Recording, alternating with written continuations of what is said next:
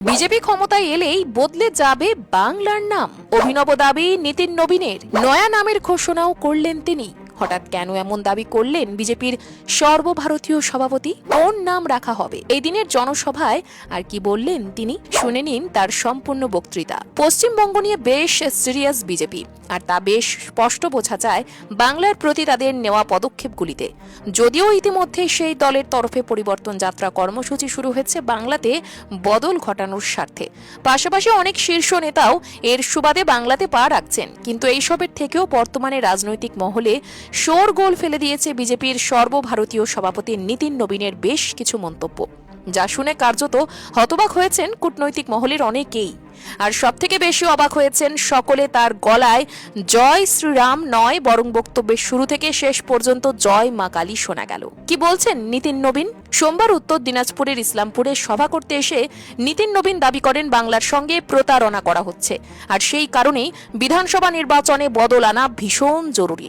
সেই সঙ্গে তিনি জায়গার নাম বদলের দাবিও জানান। তার কথায় বিজেপি যদি বাংলায় ক্ষমতায় আসে তাহলে তিনি যে জায়গায় দাঁড়িয়ে আছেন এই জায়গার নাম ইসলামপুর বদলে ঈশ্বরপুর করা হবে। সেই সঙ্গে তিনি কটাক্ষ, দুর্নীতি ও ঘুষের সরকার বলে তোপ দাগেন তৃণমূল সরকারের বিরুদ্ধে। পাশাপাশি এদিন ভাতা নিয়েও গলা তুলতে শোনা যায় বিজেপির সর্বভারতীয় সভাপতিকে।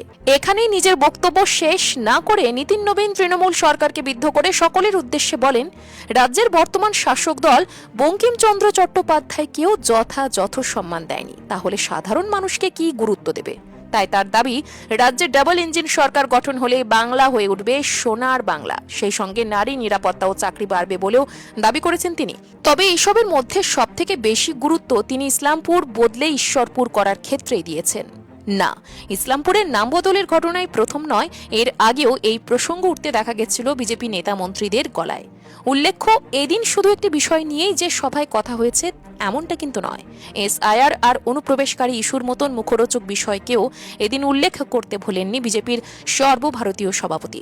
এদিন মুখ্যমন্ত্রী মমতা বন্দ্যোপাধ্যায়কে নিশানা করে তিনি বলেন, মুখ্যমন্ত্রী বাংলাদেশি রোহিঙ্গাদের জন্যই কালো কোট পরে সুপ্রিম কোর্টে গিয়েছিলেন, কিন্তু এই রাজ্যের মা বোনেদের কিছু হলে তিনি চুপ করে থাকেন। তার আরও দাবি, মুখ্যমন্ত্রী এবার বাংলাদেশি ভোটারদের বাঁচানোর জন্য ধর্নায়ও বসতে চলেছেন, কিন্তু বিজেপি যেমন আসাম আর বিহারে বাংলাদেশি অনুপ্রবেশকারীদের চিহ্নিত করে বাংলাদেশে পাঠিয়ে দেওয়ার ব্যবস্থা করেছে, তেমনি বাংলাতেও এই একই কাজ তারা করবে।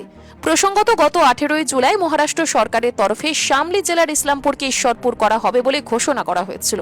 আর এবার মহারাষ্ট্রের পর বাংলা সংশোধনের পালা। বলে রাখা ভালো, 2018 সালে উত্তর দিনাজপুর জেলার ইসলামপুরের বিশ্ব হিন্দু পরিষদের কার্যালয়ের নাম বেসরকারিভাবে ঈশ্বরপুর লেখা হয়েছিল।